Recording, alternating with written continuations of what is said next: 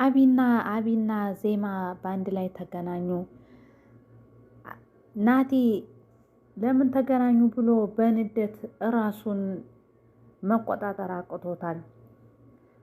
ናዲ የት ስልኩን ተሰጥቶት በቃ ደውልላትና ነይ በላት ዜማን ብሎ ባለው ሰዓት እሺ ብሎ አቢን የናዳን ስልክ ይዞት በሄደበት ሰዓት ስልክ የለኝም ስጠኝና በዚህ ነው ደግሞ የምትደውለው ሲለው እሺ ብሎ ናዳን ይሰጠዋል።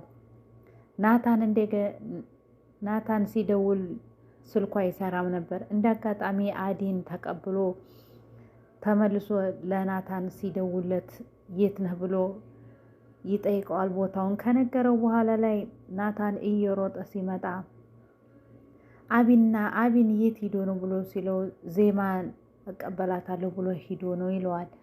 ዜማና አቢን በአንድ ላይ ሲገናኙ ናታን በአይኑ ሲያያቸው በጣም ተቃጠለ ከሚገባ በላይ።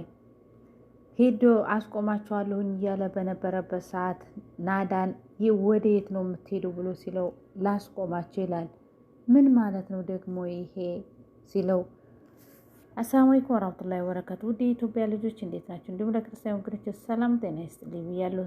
ዜማ ክፍል 28 ላይ መጥቻለሁ። ላይክ እና ሰብስክራይብ አድርሱ ውዶች። እንግዲህ እንዳያችሁ ናቲ በጣም ሸረኛና ተንኮለኛ ለናዲ የሚነግረውን በተገልባጩ እንደመሆኑ ሁሉ ለናዲ የሚነግረው አቢን ነኝ እያለ ይነግረዋል። ግን ደግሞ አቢን አይደለም እሱ ናዲ ነው። ናዳን እሱ ራሱን ማስታወስ ስላልቻለ ግን በቁሙ እየሳቀበትና እየቀለደበት ናታን የሚባለው ተንኮለኛ ልጅ እያለ ነው። አቢን እንደገና ደግሞ ተው ናዳን አስታውስ፣ ውሸቱ ነው፣ እኔ አቢን ነኝ፣ አንተ እሱ ደግሞ ናታን ነው፣ ለምንድን ነው የምታምነው እያለ ቢነግረውም ሊያስታውስ አልቻለም። ዛሬ ላይ እንደገና ዜማና አቢን በአንድ ላይ በተገናኙበት ሰዓት እየሮጠ መጥቶ ናታን አስቆማቸዋለሁ ሲል ናዲን ለምንድን ነው ታስቆማቸው ብሎ ይጠይቀዋል። ያረገን ሁሉ ረሳኸው እንዴ ብሎ ይጠይቀዋል። ናታን እኮ ራሱ ነው ነገሩን እየፈለገ እንጂ አቢን አይደለም።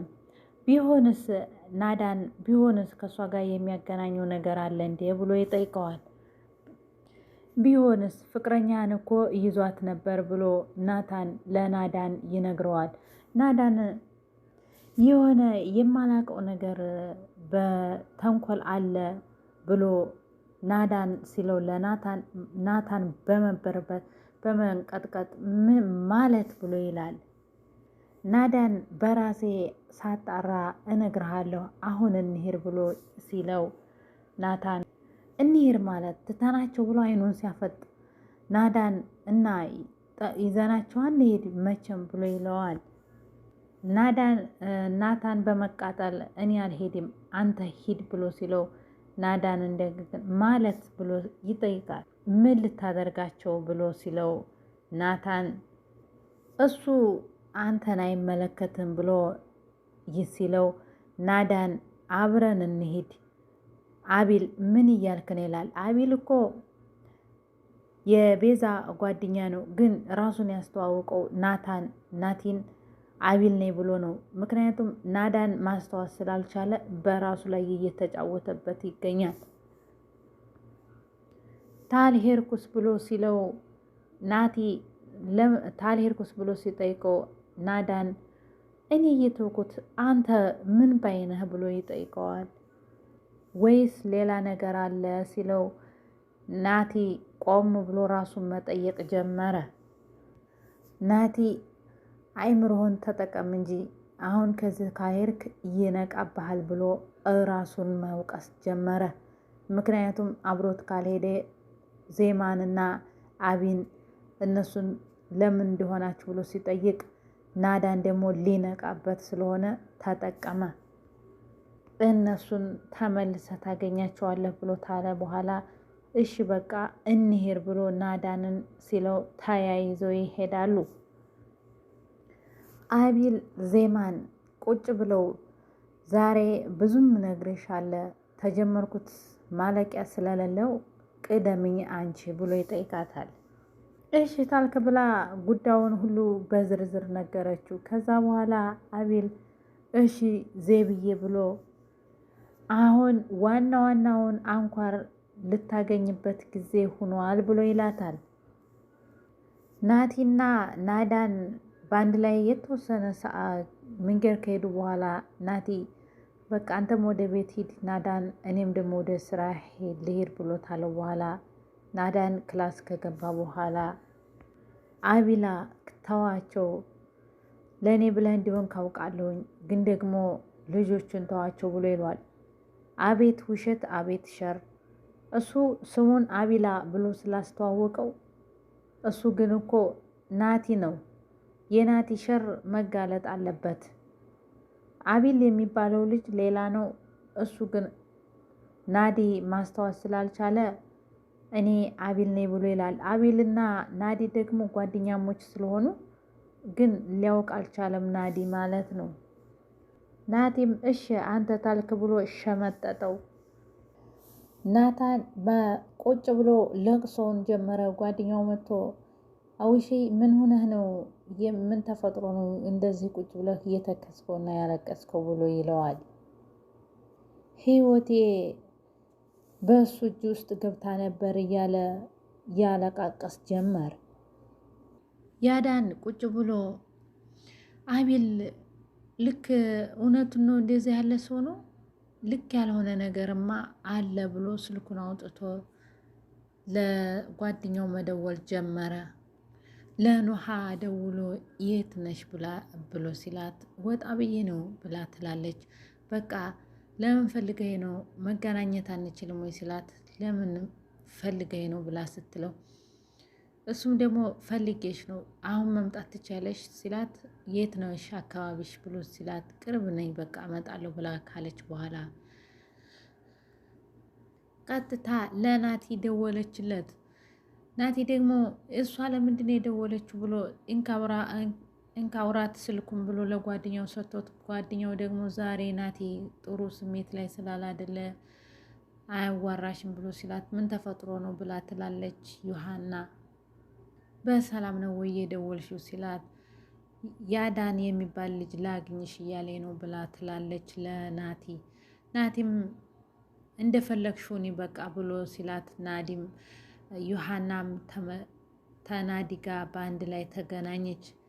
ናዲ ባገኛት ሰዓት ዮሐና ለምንድን ነው የጠራይ ብላ ትትለው ያዳን አንዳንድ ነገሮችን ከአንቺ ለማወቅ ፈልጌ ነው ብሎ ይላታል። አንዳንድ ነገሮች ስትል ብላ ዮሐን ትጠይቀዋለይ።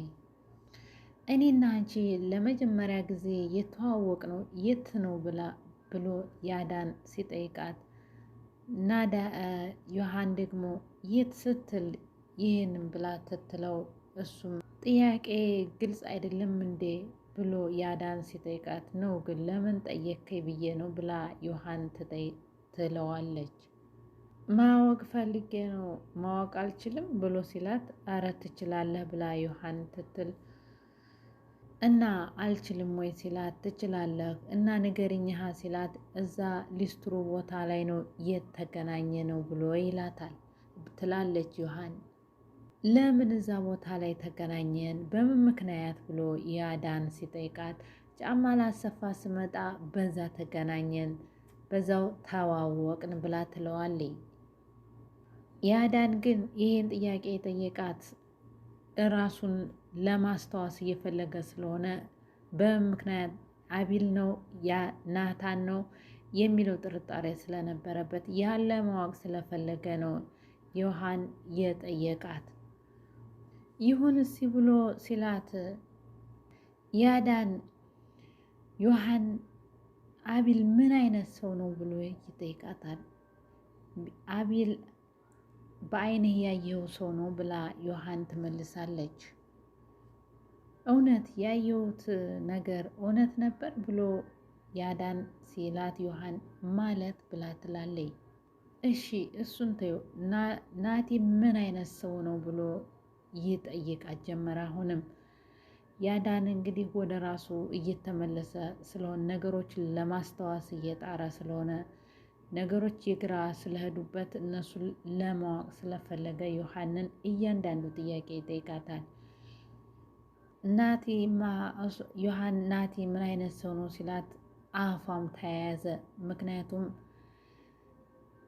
ዮሐን የናቲ ጓደኛው ስለሆነች መናገር አልፈለገችም። ቅድሚያ ግን የናዳ ጓደኛ ስለነበረች እሱን ማሳወቅ ስላልፈለገች ገልጻ ለመናገር ከበዳት። ናቲ ደግሞ ማን ነው ሰው ብላ ትለዋለች ያዳንን ናቲን አታውቂው